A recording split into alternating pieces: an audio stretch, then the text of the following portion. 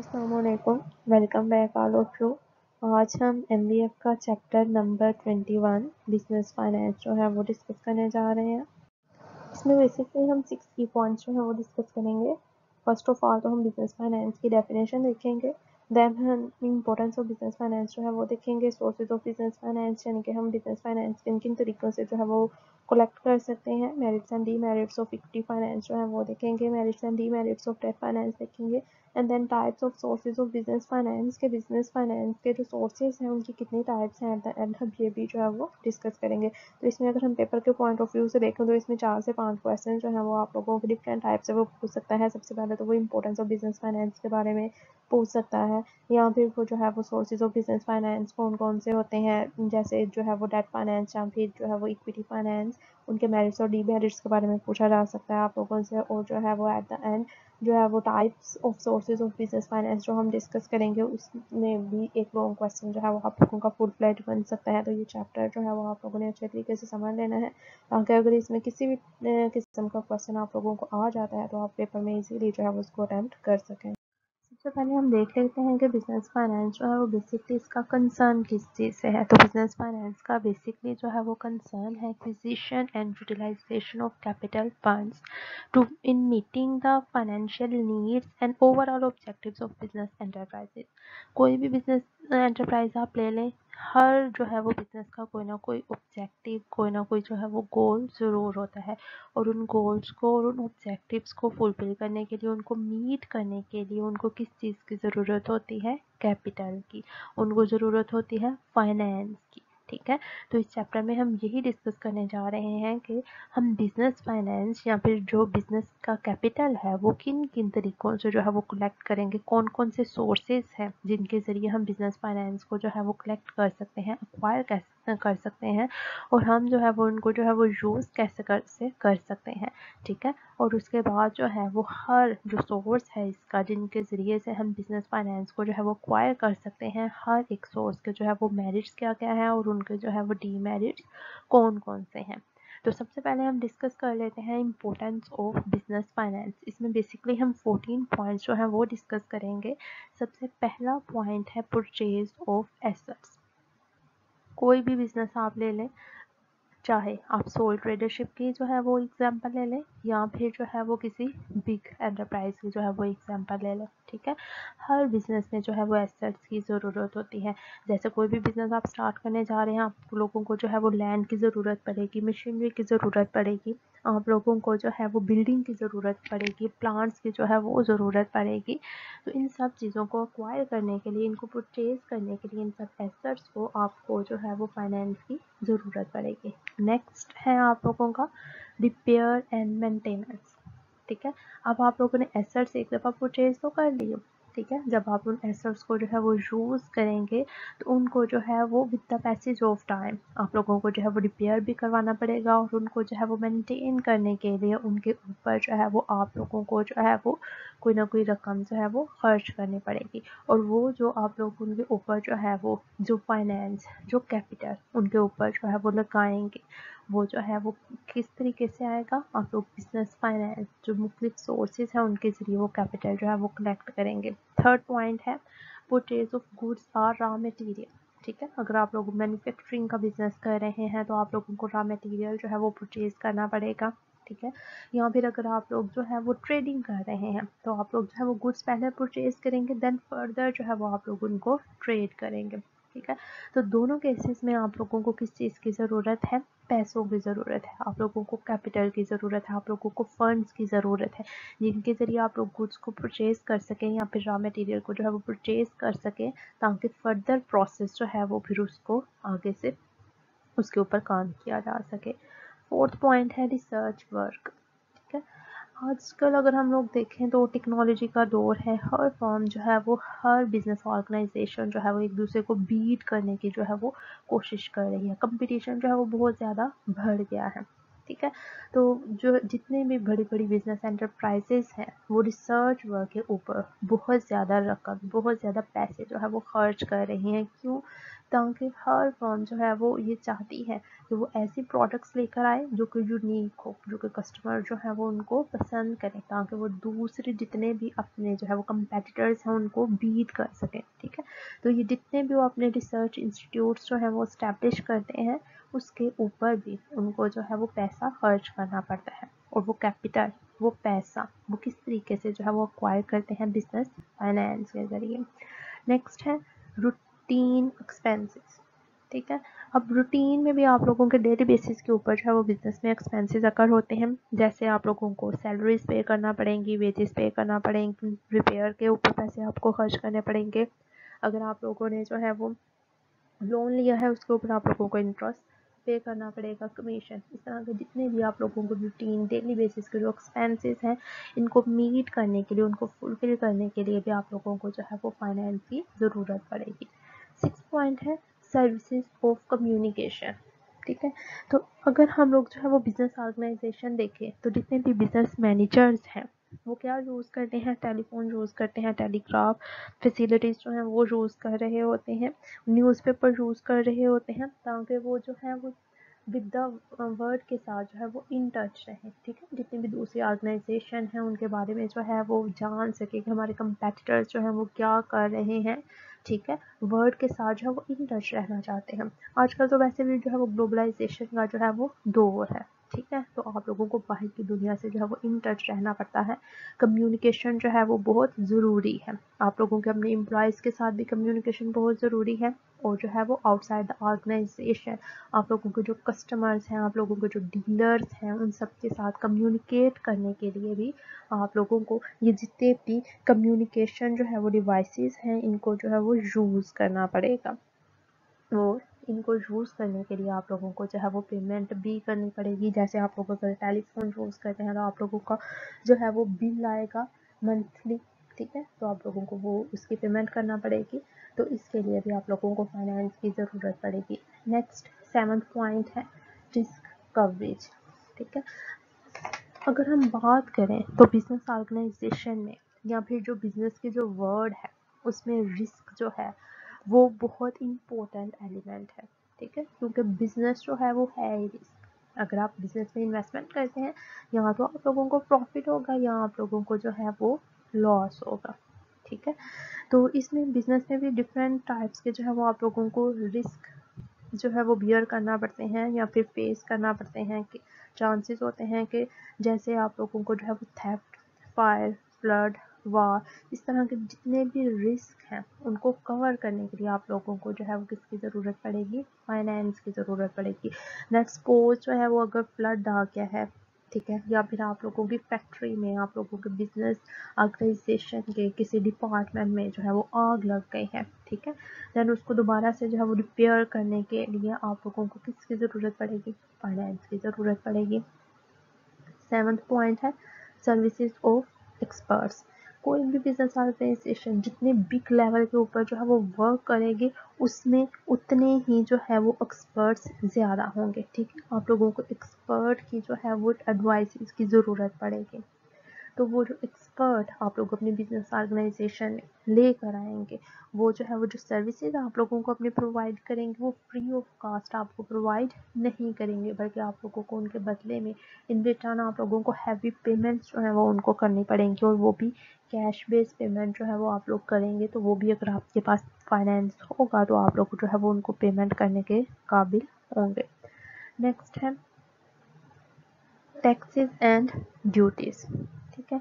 अगर हम बात करें बिजनेस की, ठीक है, तो आप लोगों को जो है वो एट द एंड जो प्रॉफिट होगा उसके ऊपर आप लोगों को इनकम टैक्स पे करना पड़ेगा। आप लोगों ने जितनी सेल्स की हैं आप लोगों को सेल्स टैक्स वगैरह जो है वो भी पे करना पड़ेगा। इसके अलावा आप लोगों को जो है वो कस्टम ड्यूटीज़ पे करना पड़ती हैं, एक्साइज ड्यूटीज़ जो है वो पे करना पड़ती हैं। और ये सारी की सारी ड्यूटीज, ये सारे के सारे टैक्सेस जो है वो कैश बेस्ड होते हैं। तो इट मीन्स कि अगर आप लोगों के पास फाइनेंस है, आप लोगों के पास कैपिटल फंड्स मौजूद हैं तो आप लोग उनकी पेमेंट कर सकते हैं। अदरवाइज जो है वो आप लोग इनकी पेमेंट नहीं कर पाएंगे। नेक्स्ट है आप लोगों का 10th पॉइंट जिसमें है रिटायरमेंट बेनिफिट्स। ठीक है। तो अगर आप लोगों की जो है वो एम्प्लॉयज़ रिटायर हो गए आपकी कंपनी के और आप लोग उनके लिए जो है वो कोई पेंशन फंड का प्रोग्राम जो है वो इस्टेब्लिश करना चाह रहे हैं, तो उसके लिए भी आप लोगों को जो है वो बेसिक फाइनेंस की ज़रूरत पड़ेगी।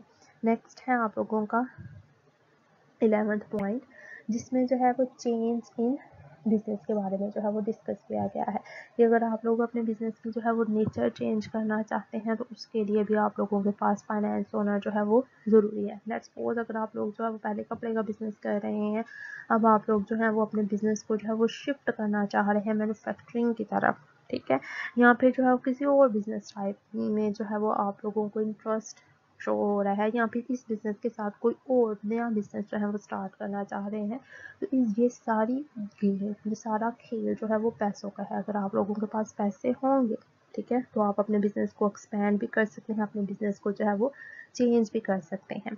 और अगर आप लोग अपने बिजनेस को एक्सपैंड करना चाह रहे हैं, जो आप लोगों का जो है वो 12th पॉइंट में डिस्कस है, तो वो भी आप लोगों की फाइनेंस होगा तो ही अपने बिजनेस को जो है वो एक्सपैंड कर सकेंगे। लेट्स सपोज अगर जो है वो एक पर्सन है, उसके पास पहले कपड़े की एक छोटी मोटी दुकान है, अपने बिजनेस को एक्सपैंड करना चाह रहा है, ठीक है, तो एक्सपैंड कैसे करेगा कि अब जो है वो एक बड़ी मार्केट में एक बड़ी शॉप जो है वो लेना चाह रहा है, तो उसके पास पैसे होंगे तो वहाँ पर जाकर जो है वो शॉप ले सकेगा। नेक्स्ट है 13 पॉइंट, जिसमें है ट्रेनिंग ऑफ एम्प्लॉयज़, ठीक है। अब अगर आप लोग अपने एम्प्लॉयज़ को जो है वो चाहते हैं कि वो अच्छे तरीके से परफॉर्म करें, तो with the passage of time आप लोगों को उनकी ट्रेनिंग जो है वो करवानी पड़ेगी। अब ट्रेनिंग से क्या होगा, वो नए नए स्किल्स जो हैं वो सीखेंगे। जितनी भी नई इन्वेंशंस हो रही हैं, जितनी भी नई टेक्नोलॉजी आ रही है, उनको यूज़ करना जो है वो आएगा उस ट्रेनिंग के ज़रिए, ठीक है। तो अगर आप लोग अपने एम्प्लॉयज़ को ट्रेनिंग करवाना चाह रहे हैं, तो उसके लिए भी आप लोगों को जो है फाइनेंस की ज़रूरत पड़ेगी, क्योंकि जितने भी ट्रेनिंग सेशंस हैं उनको ऑर्गेनाइज करवाने के लिए भी कैश की ज़रूरत पड़ती है। नेक्स्ट है 14 पॉइंट, इन्वेंशन।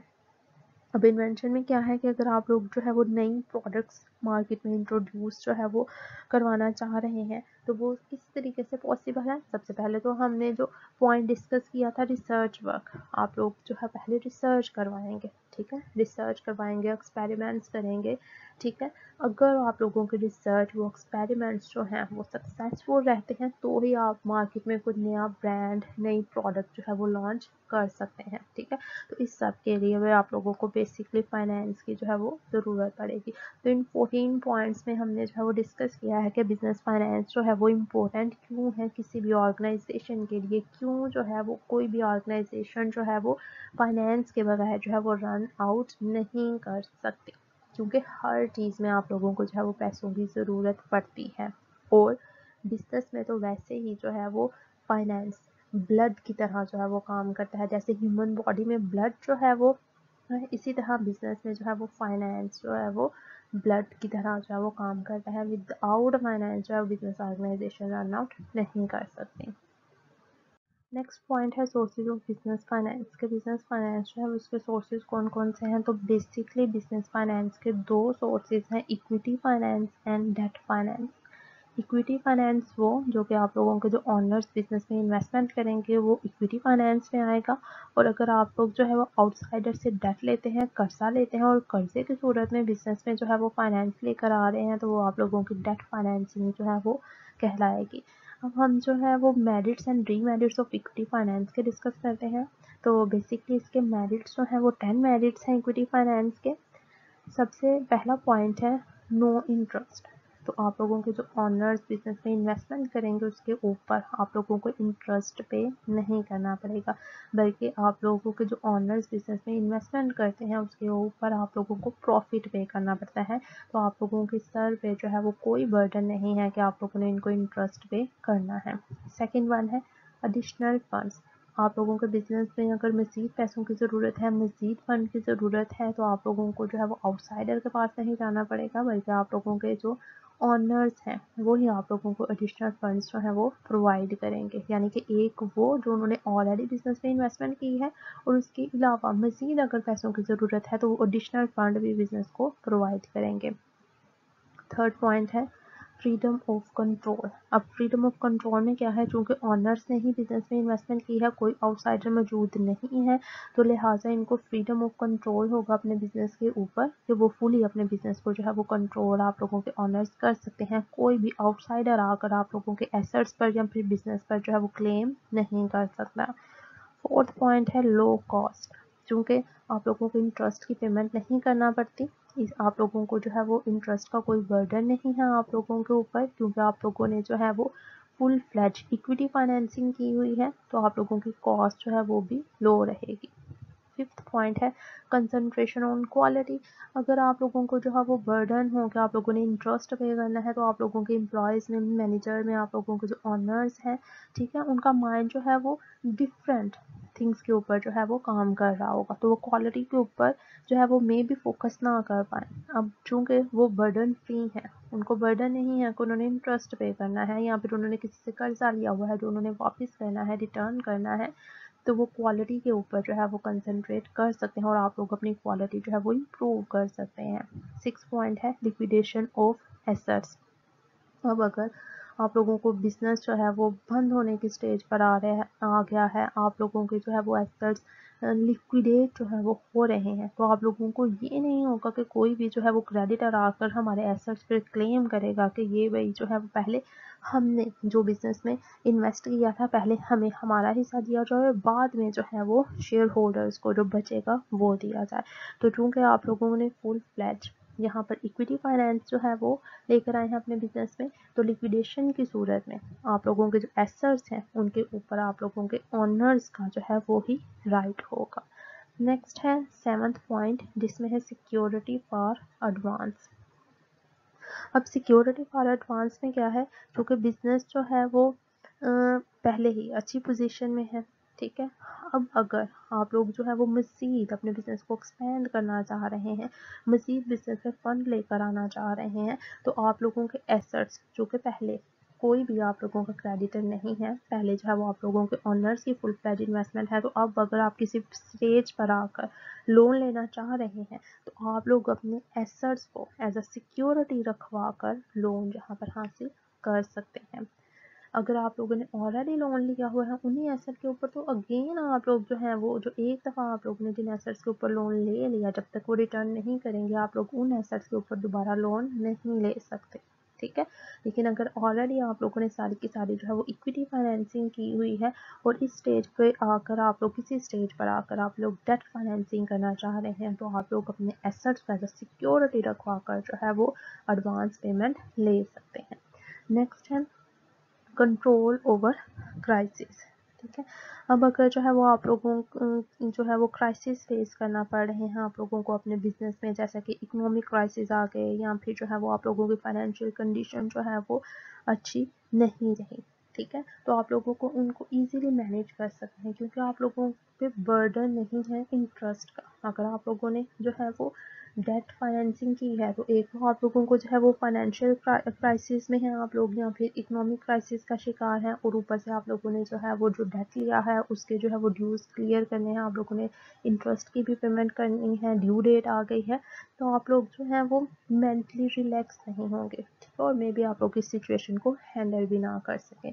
तो अब अगर जो है वो आप लोगों ने इक्विटी फाइनेंसिंग की हुई है, तो आप लोग क्राइसिस को ज़्यादा अच्छे तरीके से जो है वो क्राइसिस की सिचुएशन ज़्यादा अच्छे तरीके से जो है वो मैनेज कर सकते हैं। नेक्स्ट है इंटायर प्रॉफिट, जो कि सारी की सारी आप लोगों की जो इन्वेस्टमेंट है वो इक्विटी फाइनेंस आप लोगों ने कलेक्ट किया है, आप लोगों ने अपने ऑनर से जो है वो कलेक्ट किया है, तो इंटायर बिजनेस का जितना भी प्रॉफिट होगा वो आप लोगों के ऑनर्स में जो है वो डिस्ट्रीब्यूट होगा। 10th पॉइंट है परमानेंट बेसिस, जो कि सारी की सारी जो है वो इक्विटी फाइनेंस आप लोगों ने जो है वो कलेक्ट किया है, अपने शेयर होल्डर से पैसे लिए हुए हैं, तो वो परमानेंट बेसिस के ऊपर। अगर हम डेट की बात करें तो वो परमानेंट बेसिस पे आप लोगों को फाइनेंस नहीं प्रोवाइड किया जाता, बल्कि उसका ड्यूरेशन होता है 1 साल, 5 साल, 10 साल, 6 साल, 8 साल।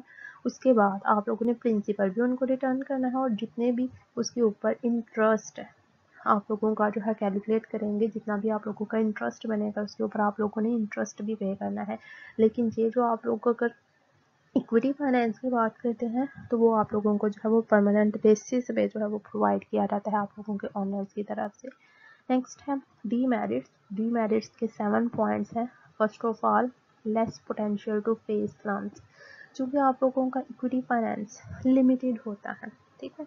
तो अब अगर जो है वो आप लोगों के पास लिमिटेड कैपिटल है तो आप लोग इस पोजीशन में नहीं होंगे कि आप लोग जो है वो रूटीन के अलावा जितने भी बिजनेस एक्सपेंसेस जो अकर हो रहे हैं आप लोग उनको जो है वो फुल फिल कर सकें, क्योंकि लिमिटेड फाइनेंस है। लिमिटेड फाइनेंस में बेसिकली आप लोग अपने जितने भी रूटीन के एक्सपेंसेस हैं वो, या फिर जो है वो मे भी एक दो एक्सपेंसेस रूटीन के अलावा आप लोगों के अकर हो रहे हैं छोटे मोटे एक्सपेंसेस, तो आप लोग उनको तो रिकवर कर सकते हैं, कवर कर सकते हैं उसमें। लेकिन अगर बहुत ज़्यादा एक्सपेंसेस रूटीन के अलावा आप लोगों के अकर हो रहे हैं तो उसको आप लिमिटेड फाइनेंस में रहते हुए फिर कवर नहीं कर सकते। सेकेंड पॉइंट है इनकम टैक्स। अब इनकम टैक्स क्या है जी, हमने पॉइंट डिस्कस किया था इसके मेरिट्स में कि इंटायर प्रॉफिट जो है वो आप लोगों का इसका होगा आप लोगों के ओनर्स का, ठीक है। तो अगर आप लोगों ने इंटरेस्ट लिया है, डेट फाइनेंसिंग की हुई है, तो उसमें आप लोगों के प्रॉफिट का पोर्शन जो है वो इंटरेस्ट की पेमेंट में निकल जाएगा, वो एक्सपेंस के तौर पर ट्रीट होगा। इट मीन्स आप लोगों का जो ओवरऑल प्रॉफिट है वो कम शो हो रहा होगा।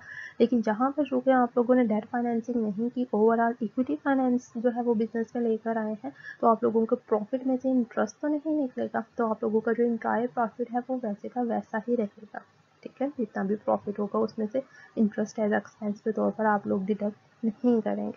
तो जितना ज़्यादा आप लोगों का प्रॉफिट होगा उसके ऊपर इंटरेस्ट उसके ऊपर जो इनकम टैक्स है वो भी उतना ही ज़्यादा चार्ज किया जाएगा। नेक्स्ट है नो अग्रेसिवनेस ऑफ मैनेजमेंट।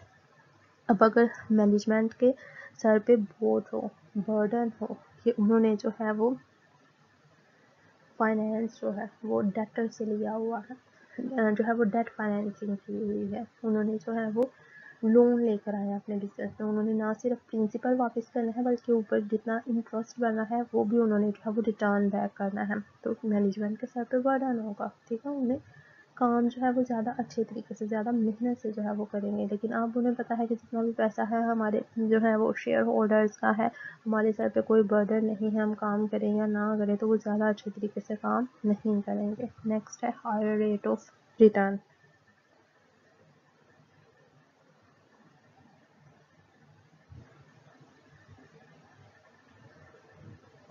अब अगर हम बात करें, हम लोगों ने जो था वो बिजनेस साइकिल डिस्कस किया था।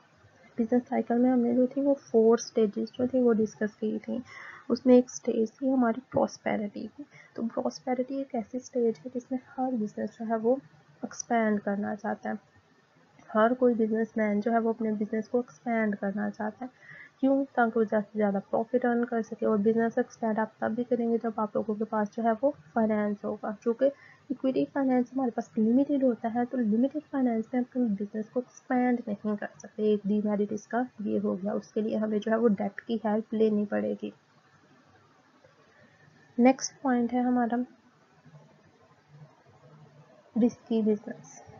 अब रिस्की बिजनेस में क्या है कि अगर आप लोगों को जो है वो बिजनेस में बहुत ज़्यादा जो है वो रिस्क है, तो उन रिस्क को जो है वो मीट करने के लिए भी आप लोगों को जो फाइनेंस की ज़रूरत होगी।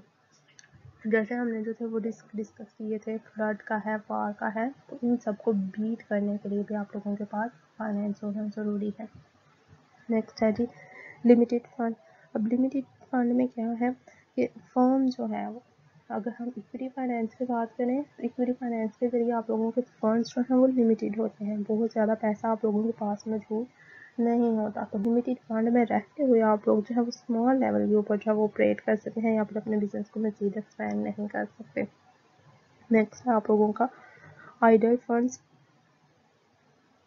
अब ये बिजनेस में ये है कि फंड्स आप लोगों को हमेशा जो है वो वर्किंग फॉर्म में जो है वो रखने पड़ते हैं, ठीक है। अब अगर समटाइम्स आप लोगों को ऐसा फील होता है कि लो पीरियड ऑफ एक्टिविटी है, ठीक है, तो आप लोगों का मे भी एक पोर्शन जो है वो फंड का बेकार पड़ा रहे, ठीक है। क्योंकि जो लो पीरियड ऑफ एक्टिविटी में आप लोगों की एक्टिविटीज़, बिजनेस एक्टिविटीज़ जो है वो बहुत ज़्यादा हाई लेवल पे जो है परफॉर्म नहीं हो रही होती, ठीक है। छोटा मोटा बिजनेस आप लोगों का चल रहा होता है लेकिन बहुत ज़्यादा प्रॉफिट वगैरह जो है वो अर्न आप लोगों को नहीं हो रहा होता। तो इस सूरत में अगर आप लोगों ने इक्विटी फाइनेंस लिया हुआ है, बहुत ज़्यादा फाइनेंस है आप लोगों के पास, आप लोगों का फाइनेंस एक जगह पे स्टक होकर रहता है, क्योंकि बिजनेस एक्टिविटीज़ जो है वो हाई लेवल पे ऑपरेट नहीं कर रहे, ठीक है। तो समटाइम्स ऐसा होता है कि आप लोगों का जो है वो फाइनेंस जो है वो इक्विटी फाइनेंस के ज़रिए एक जगह पर जो है वो स्टक होकर रह जाता है। ठीक है, अब नेक्स्ट जो है वो स्लाइड हम देख लेते हैं। नेक्स्ट स्लाइड में वैसे जो है वो हमने डिस्कस किया है कि merits and demerits of debt finance को जो है वो डिस्कस किया गया है। नेक्स्ट स्लाइड की तरफ चलते हैं। अब हम merits and demerits of debt finance जो है वो डिस्कस कर लेते हैं। तो सबसे पहले हम जो है वो इसके मेरिट्स डिस्कस करते हैं। सबसे पहला पॉइंट है अर्जेंट करंट एक्सपेंसेस। तो अपने अर्जेंट करंट एक्सपेंसेस को जो है वो मीट करने के लिए बिजनेस ऑर्गेनाइजेशन या कमर्शियल बैंक से ओवरड्राफ्ट की फैसिलिटी ले लेती हैं, या फिर सम टाइम जो है वो शॉर्ट टर्म लोन जो है वो भी ले लेती हैं। सेकेंड पॉइंट है बिजनेस एक्सपेंशन। तो बिजनेस को एक्सपेंड करने के लिए भी आप लोग जो है वो लोन बारो कर सकते हैं, यानी कि आप लोग जो है वो डेट फाइनेंसिंग कर सकते हैं अगर आप लोग अपने बिजनेस को जो है पहले की निस्बत जो है वो मज़ीद एक्सपेंड करना चाह रहे हैं। थर्ड पॉइंट है नो इंटरफेरेंस ऑफ क्रेडिटर्स, यानी कि आप लोग अगर जो है डेट फाइनेंसिंग करते भी हैं तो एक मेरिट इसका ये है कि क्रेडिटर्स जो हैं वो शेयर होल्डर्स के काम में आकर जो है वो किसी किस्म का कोई इंटरफेयर जो है वो नहीं करेंगे। फोर्थ पॉइंट है लो इंटरेस्ट। अब लो इंटरेस्ट यहाँ पे इसका मेरिट कैसे है कि एक तो आप लोगों को लोन के ऊपर इंटरेस्ट तो देना ही पड़ेगा, लेकिन जो इंटरेस्ट आप देते हैं उसकी अमाउंट उस अमाउंट से कम है जो आप लोग शेयर होल्डर्स को जो है वो प्रॉफिट एज अ डिविडेंड के तौर पर जो है वो दे रहे होते हैं। फिफ्थ पॉइंट है लार्ज स्केल बिजनेस। ठीक है, तो आप लोग अगर अपने बिजनेस को जो है वो एक्सपेंड करना चाह रहे हैं, पहले की निस्बत जो है वो अपने बिजनेस को जो है वो लार्ज स्केल के ऊपर जो है वो ऑपरेट करवाना चाह रहे हैं, तो आप लोग जो है वो डेट फाइनेंसिंग के ज़रिए जो है वो लार्ज स्केल के बेनिफिट्स अचीव कर सकते हैं। सिक्स पॉइंट है टैक्स सेविंग।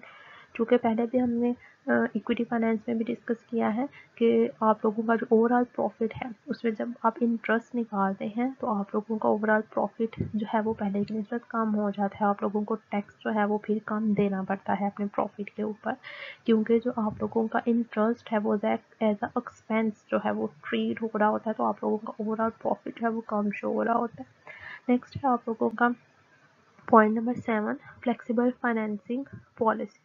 डेट फाइनेंसिंग के ज़रिए आप लोग अपनी फाइनेंसिंग पॉलिसी जो है वो उसको फ्लेक्सिबल जो है वो बना सकते हैं। अब फ्लेक्सिबल जो है वो कैसे कर सकते हैं कि अगर आप लोग जो है वो अपने बिजनेस एक्सपेंड करना चाहते हैं, अपना कैपिटल जो है वो रेज करना चाह रहे हैं, तो आप किसी भी टाइम जो है वो डेट फाइनेंसिंग के ज़रिए ये काम कर सकते हैं। नेक्स्ट है क्विक एंड हाई रिटर्न। अब क्विक एंड हाई रिटर्न में क्या है कि जब आप लोगों का जो है वो एक्सपेंशन का पीरियड चल रहा होता है तो हर बिजनेस जो है वो अपने बिजनेस एंटरप्राइज को जो है वो लार्ज स्केल के ऊपर लेकर जाना चाह रहा होता है ताकि वो भी जो है वो बेनिफिट्स अचीव कर सकें। ठीक है, तो जब आप लोगों के जो है वो सीजन स्टार्ट होता है तो आप लोग डेट फाइनेंसिंग कर लेते हैं और जैसे ही आप लोगों का पीरियड एंड होता है आप लोग जो है वो लोन रिटर्न कर देते हैं। नेक्स्ट है checking of invoices and goods. अब checking of invoices and goods में क्या है कि एक तो वो होता है जब आप ऑन डिलीवरी, जब जैसे ही आप लोगों के पास जो है वो गुड्स की डिलीवरी आती है आप तभी उनको जो है वो पेमेंट कर देते हैं, और एक वो होती है कि आप लोग जो है वो क्या करते हैं, आप लोग गुड्स तो रिसीव कर लेते हैं, यानी कि आप लोग जो है वो क्रेडिट रेज कर रहे हैं, आप लोगों के पास बिल आ जाएगा, इनवॉइस आ जाएगी, आप लोग पहले अपनी गुड्स जो है वो चेक करेंगे, बिल जो है वो चेक करेंगे और बाद में जाकर जो है वो पेमेंट करेंगे। नेक्स्ट है 10 पॉइंट वाइंडिंग अप। जैसे ही आप लोग अगर अपना बिजनेस जो है वो वाइंड अप करेंगे तो सबसे पहले आप लोग पेमेंट किन को करेंगे, अपने क्रेडिटर्स को। क्रेडिटर्स का क्लेम पहले क्लियर करेंगे और उसके बाद आप लोग अपने ऑनर्स जो है वो लॉस उनके हिस्से में जाएगा। नेक्स्ट है demerits. Demerits of debt financing क्या है, डिप्रेशन। अब अगर डिप्रेशन की फेज चल रही है तो जितने भी जो है वो क्रेडिटर्स आप लोगों को जो है वो फाइनेंस प्रोवाइड नहीं करेंगे। ठीक है, क्योंकि कोई भी जो है वो इन्वेस्टर अपना पैसा जो है वो तभी इन्वेस्ट करेगा अगर उसको नज़र आ रहा है उसके ऊपर उसको हाई रेट ऑफ रिटर्न जो है वो मिलेगा। तो डिप्रेशन में तो वैसे एंटरप्रेन्योर्स जो है वो भी अपने बिजनेस में इन्वेस्टमेंट नहीं करते, तो क्रेडिटर्स जो है वो भी आप लोगों को इस रिस्क की सिचुएशन में फिर पैसे नहीं देंगे। नेक्स्ट है रिस्क ऑफ हैवी लॉसेस। अगर आप लोगों को जो है वो बहुत ज़्यादा रिस्क है बिजनेस में भी जो है वो हाई चांसेस हैं कि लॉस होगा, तब भी जो है वो आप लोगों को डेट फाइनेंसिंग नहीं मिलेगी। Payment of principal amount. अब पेमेंट ऑफ प्रिंसिपल अमाउंट इसका डीमेरिट क्या है, एक तो आप लोगों को जो है वो इसका इंटरेस्ट देना पड़ता है डेट फाइनेंसिंग के ऊपर, और दूसरा ये है कि आप लोगों के इंटरेस्ट के साथ साथ जो प्रिंसिपल अमाउंट पे की गई है वो भी रिटर्न करनी पड़ती है। फोर्थ पॉइंट है high rate of return. Sometimes ऐसा होता है कि जो लेंडर्स हैं, जो क्रेडिटर्स हैं, वो आप लोगों को जो है वो हाई इंटरेस्ट रेट के ऊपर जो है वो लोन प्रोवाइड कर रहे होते हैं, तो वो जो है वो फिर लोन जो आप लोग लेते हैं उसके ऊपर हैवी इंटरेस्ट आप लोगों को पे करना पड़ता है, ये भी इसका डीमेरिट है।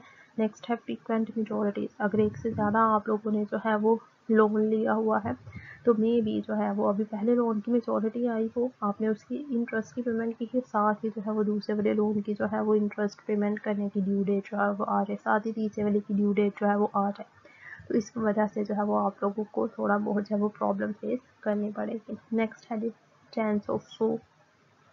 अब अगर आप लोगों जो है वो जिनसे आप लोगों ने कर्जा लिया हुआ है, डेट फाइनेंसिंग अगर की है, आप लोग क्रेडिटर्स को ना ही तो इंटरेस्ट टाइम पे कर रहे हैं और ना ही उनकी प्रिंसिपल अमाउंट पे कर रहे हैं, तो आप लोगों के ऊपर जो है वो केस भी कर सकते हैं। नेक्स्ट है इसका लास्ट पॉइंट, लो रिटर्न। अब लो रिटर्न का पॉइंट क्या है यहाँ पर? लो रिटर्न का मतलब ये है कि आप लोगों को एक डीमेरिट ये है कि आप लोग अगर शेयर होल्डर्स हैं तो आप लोगों को प्रॉफिट में से जो डिविडेंड के तौर पर हिस्सा मिलेगा उसकी अमाउंट ज़्यादा होगी, लेकिन क्रेडिटर्स को जो प्रिंसिपल के ऊपर इंटरेस्ट मिलता है उसकी अमाउंट जो है वो कम है। नेक्स्ट हमारा लास्ट टॉपिक है types of sources of business finance. तो बेसिकली ये 3 टाइप्स के होते हैं, short term finance, medium term finance and long term finance. Short term finance यानी कि ऐसा फाइनेंस जो आप लोग 1 साल या फिर 1 साल से कम अरसे के लिए जो फाइनेंस आपको प्रोवाइड किया जाता है वो कहलाता है short term finance. Medium term finance ऐसा फाइनेंस होता है जो 1 से 5 साल के अरसे के लिए जो प्रोवाइड किया जाता है, या फिर समटाइम्स ये कहा जाता है कि 1 से 10 साल के अरसे के लिए। और लॉन्ग टर्म फाइनेंस वो होता है जो आप लोगों को जो है वो 10 साल से ज़्यादा अरसे के लिए जो है प्रोवाइड किया जाता है। अब ये जो शॉर्ट टर्म फाइनेंस है ये बेसिकली आप लोगों को जो है वो लो रेट ऑफ इंटरेस्ट के ऊपर प्रोवाइड किया जाता है। ये आप लोगों को जो सीजनल रिक्वायरमेंट्स हैं उनको फुलफिल करने के लिए जो है वो प्रोवाइड किया जाता है। जो मीडियम टर्म फाइनेंस है वो आप लोग जो हैं वो अपनी ऐसी ज़रूरियात को पूरा करने के लिए जो है वो लेते हैं, जैसे आप लोग जो है वो परचेज़ ऑफ न्यू मशीनरी को जो है वो परचेज़ करना चाह रहे हैं, या फिर मार्केट में कोई नई प्रोडक्ट जो है वो लॉन्च करना चाह रहे हैं, नई प्रोडक्ट जो है वो इंट्रोड्यूस करवाना चाह रहे हैं, या फिर अपने एसेट्स की जो है वो रिपेयर करवाना चाह रहे हैं, इंप्रूवमेंट करवाना चाह रहे हैं, या फिर अपना कोई एडिशनल प्लान जो है वो लगाना चाह रहे हैं, तो उसके लिए आप लोग मीडियम टर्म फाइनेंस जो है वो ले सकते हैं। और लॉन्ग टर्म फाइनेंस ऐसा फाइनेंस होता है जो कि आप लोग 10 साल से ज़ायद अरसे के लिए जो है वो लेते हैं, और ये जो है वो आप लोग जो है वो परमानेंट फिक्स्ड एसेट्स को परचेज़ करने के लिए इस्तेमाल कर सकते हैं, मशीनरी को या फिर बिल्डिंग, प्लांट, लैंड को जो है वो परचेज़ करने के लिए इसको इस्तेमाल कर सकते हैं। तो ये आप लोगों ने जो है वो डिटेल से कर लेना है types of sources of business finance. ये हमने पहले भी जो है वो डिस्कस किया हुआ है क्लास में काफ़ी दफ़ा। अगर इसमें कोई इशू होगा तो हम जो है वो दोबारा से इसको डिस्कस कर लेंगे। अपना ख्याल रखिएगा। अल्लाह हाफिज़।